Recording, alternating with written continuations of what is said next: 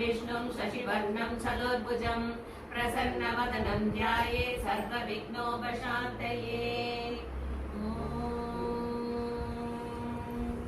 सिन्दूरारुणविग्रहां त्रिनयनां माणिक्यमौलिस्फुरतारानायकशेखरां स्मितमुखीमापीनवक्षोरुगां पाणिभ्यामलिपूर्णरत्नचषकं रक्तोत्पलं बिभ्रतीं सौम्यां रत्नगढस्थरक्तचरणां ध्यायेत् परामम्बिकाम्। करुणातरङ्गिताक्षीं धृतपाशाङ्कुशपुष्पबाणचापाम् अणिमादिविरावृता मयूगैरहमित्येव विभावये भवानीं ध्यायेत् पद्मासनस्थां विकसितवदनां पद्मपत्रायताक्षीं हेमापाङ्गी